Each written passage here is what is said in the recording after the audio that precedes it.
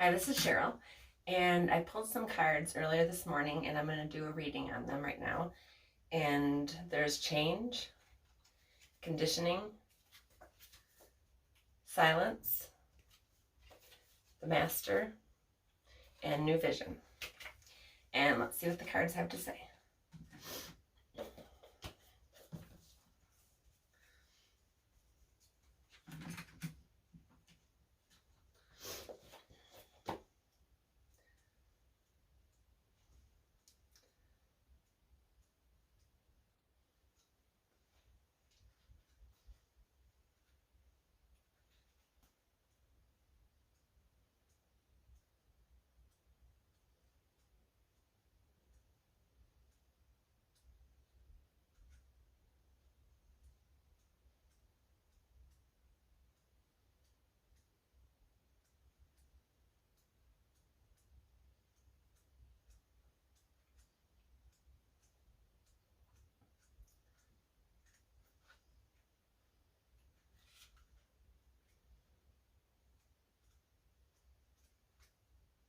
The master.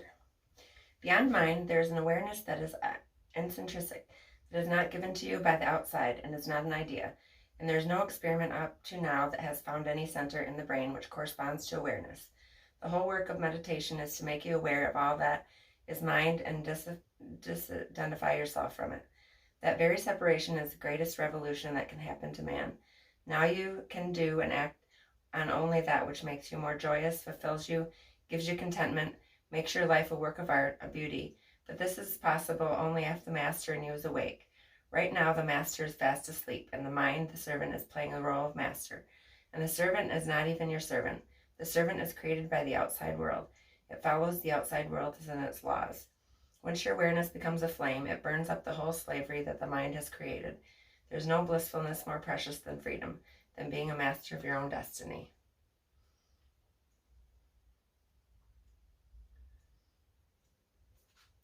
Silence. The energy of the whole has taken possession of you. You are possessed. You are no more. The whole is. This moment, as the silence penetrates in you, you can understand the significance of it, because it is the same silence that Gautam Buddha experienced. It is the same silence that Shang Tzu or Bodhidharma or Nansen, the taste of the silence is the same.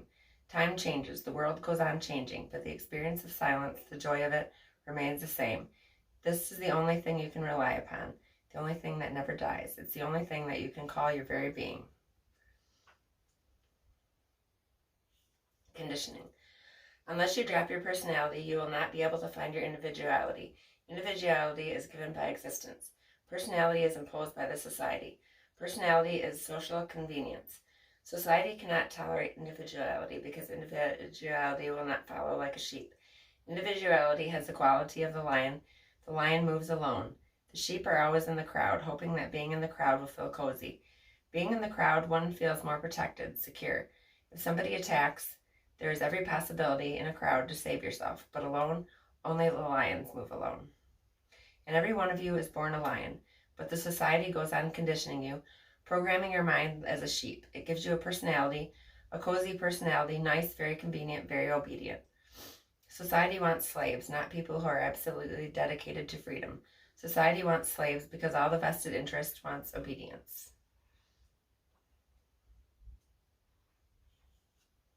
New vision. When you open up to ultimate, immediately pours into you. You are no longer an ordinary human being. You have transcended. Your insight has become the insight of the whole existence. Now you are no longer separate. You have found your roots. Otherwise, ordinarily, everybody is moving without roots, not knowing from where their heart goes on receiving energy, not knowing who goes on breathing in them, not knowing the life juice that is running inside them. It's not the body, it's not the mind, it's something transcendental to all duality. That's called Bhagavat, the Bhagavat and the 10 directions. Your inner being, when it opens, first experiences 2 directions, the height, the depth, and then slowly, as this becomes your established situation, you start looking around, spreading all into other 8 directions. And once you have attained to the point where your height and your depth meet, then you can look around to the very circumference of the universe. Then your consciousness starts unfolding in all 10 directions, but the road has been won. Change. Life repeats itself mindlessly. Unless you become mindful, it will go on repeating like a wheel. That's why Buddhists call it the wheel of life and death, the wheel of time. It moves like a wheel. Birth is followed by death. Death is followed by birth. Love is followed by hate. Hate is followed by love.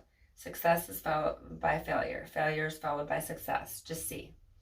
If you can watch for a few days, you will see a pattern emerging, a wheel pattern.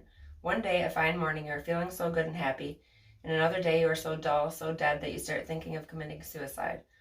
And just the other day, you were so full of life, so blissful that you were feeling thankful to God that you were in a mood of deep gratefulness, and today there is great complaint, and you don't see the point why one should go on living, and it goes on, but you don't see the pattern. Once you see the pattern, you can get out of it. And I pulled those cards this morning, and thank you so much for joining me. And if you like this video, you can click on like and subscribe to see more future videos. Thank you.